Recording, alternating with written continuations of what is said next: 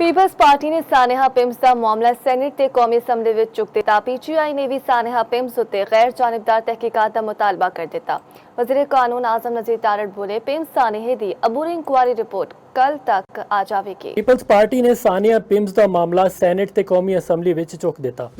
ਸ਼ੇਰੀ ਰਹਿਮਾਨ ਨੇ ਸੈਨੇਟ ਵਿੱਚ ਤਹਿਰੀਕ-ਏ-ਇਲਤਵਾ ਜਮ੍ਹਾਂ ਕਰਵਾ ਦਿੱਤੀ। 14 ਨਾਮੌਲੂਦ ਬੱਚਿਆਂ ਦੀ ਹਲਾਕਤ ਤੇ ਤਹਿਕੀਕਾਤ ਦਾ ਮੁਤਾਲਬਾ ਕੀਤਾ। ਆਖਿਆ ਸਰਕਾਰੀ ਹਸਪਤਾਲ ਵਿੱਚ ਹਿਫਾਜ਼ਤੀ ਇੰਤਜ਼ਾਮਾਤ ਗੈਰ ਫਾਲ ਹੋਣਾ ਨਾਕਾਬਲੇ ਕਬੂਲ ਹੈ। ਸਾਨੇਹਾ ਦੀ ਤਹਿਕੀਕਾਤ ਮੁਕੰਮਲ ਕਰਕੇ ایوان ਨੂੰ ਆਗਾਹ ਕੀਤਾ ਜਾਵੇ।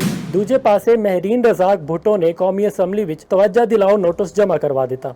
ਬੋਲੀ, ਪਿੰਮਸ ਵਾਕਿਆ ਇੰਤਹਾਈ ਸੰਜੀਦਾ ਤੇ ਤਸ਼ਵੀਸ਼ਨਾਕ ਹੈ।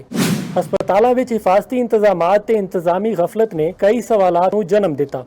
قومی اسمبلی وچ فوری بحث کروائی جائے تے حقائق سامنے لے آئے جان۔ پاکستان تحریک انصاف نے سانیہ پیمز تے غیر جانبدارانہ تحقیقات دا مطالبہ کر دیتا۔ آج جو ہم آپ کے سامنے بیٹھے ہیں اس لیے بیٹھے ہیں کہ ذرا ہم دیکھیں یہ ملک کہاں جا رہا ہے اور کیا وہ وجوہات ہیں جن کی بنا پر یہ سانحہ اسلام آباد میں ہوا، یہ کہیں بھی ہو سکتا ہے، کیونکہ آج اس ملک میں جو نظام ہے وہ غریب دشمن نظام ہے۔ صرف اس ایک ایشو پہ صحت کی قائمہ کمیٹی برائے جو قومی اسمبلی ہے اور سینٹ ہے اس میں ایک دن کے لیے جائیں اور ان سب کو وہاں لائن حاضر کریں، including health ministry, including C D heads, including PIMS انتظامیہ، یا اگر وہ نہیں کرتے تو میں اسپیکر نیشنل اسمبلی سے یہ استدعا کرتا ہوں کہ جوائنٹ ایک کمیٹی بنائیں سینٹ اور قومی اسمبلی کے ممبران کی اور اس کو پارلیمنٹ کی سطح پہ انویسٹیگیٹ کریں اور کسی کا لحاظ نہ کیا جائے، جس نے اس میں جرم کیا ہے ان کو سزا قرار باقی دیں۔